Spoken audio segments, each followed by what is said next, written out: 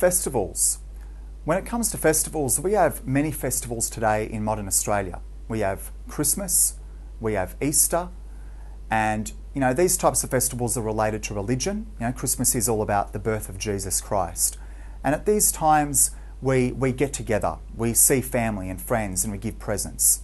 And in the Muslim religion, there is festivals. There's the two Eid festivals. And once again, even at one of the Eids or both of the Eids, that Muslims will give presents to each other.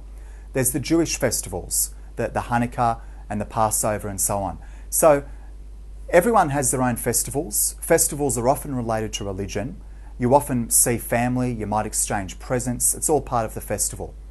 Ancient Sparta wasn't any different. In ancient Sparta, they were very religious and they had festivals, and they got together and participated in these festivals.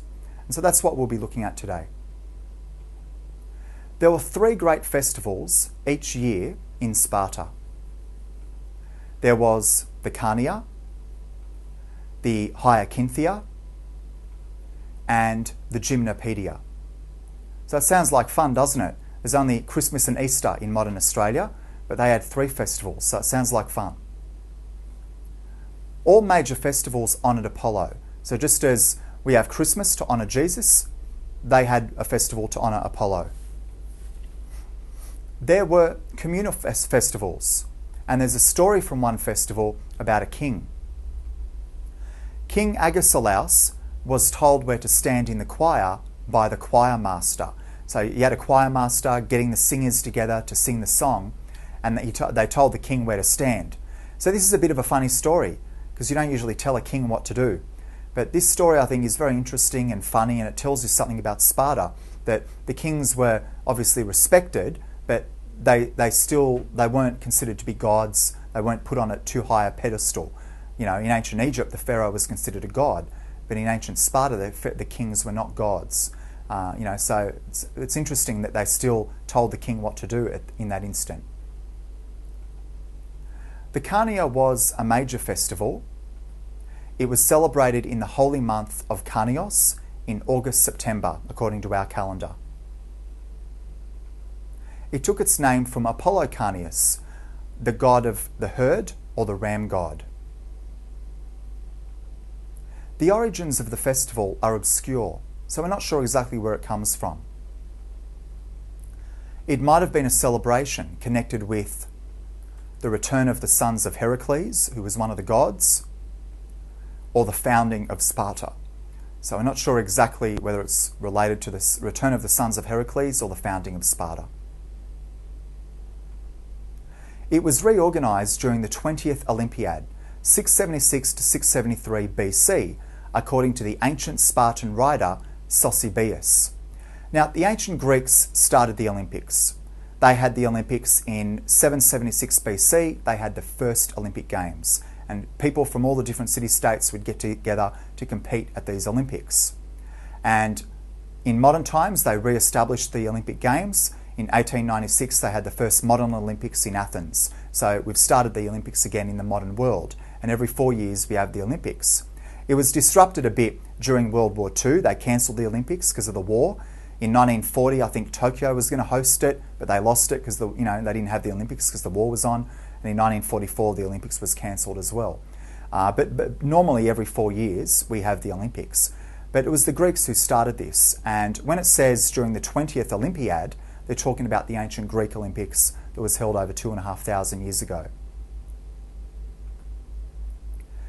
It then became a musical festival celebrating heroic deeds and great events. What happened at the Karneia? 2 rituals are thought to have been performed at the Karneia.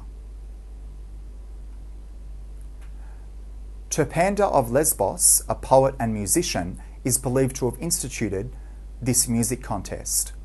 So I've got a picture here of some people doing music, playing instruments. We can get a taste of what it might have been like. The first involved a procession with model rafts, perhaps symbolising the return of the sons of Herakles. The second ritual took the form of a race. And remember, the Spartans competed naked. So that's why you've got a man with no clothes on. Men and women competed naked in Sparta when they had races.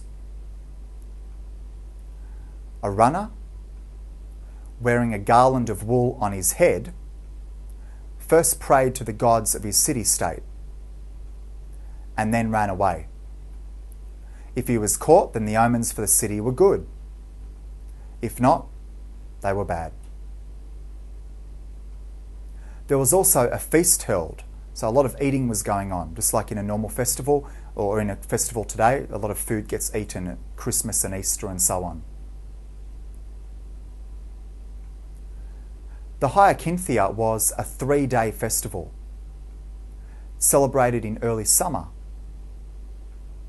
held to mourn the death of Hyakinthus, held at the shrine of Amyclae about 5 kilometres from Sparta.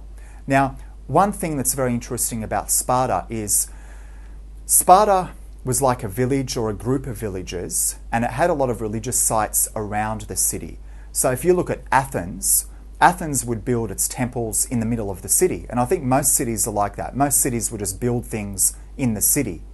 Sparta was a little bit different because they would have like the villages or what you might call the suburbs today. They had the villages and some of the religious sites were outside of the city. And I think that's very interesting and very unique, but that's the way they did things. So that's why they had a shrine 5 kilometres away from Sparta where they would hold this festival. So they actually held it outside the city.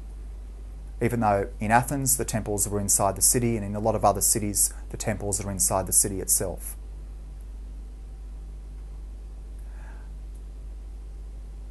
It was the location of a huge statue of Apollo. And we can see Apollo here.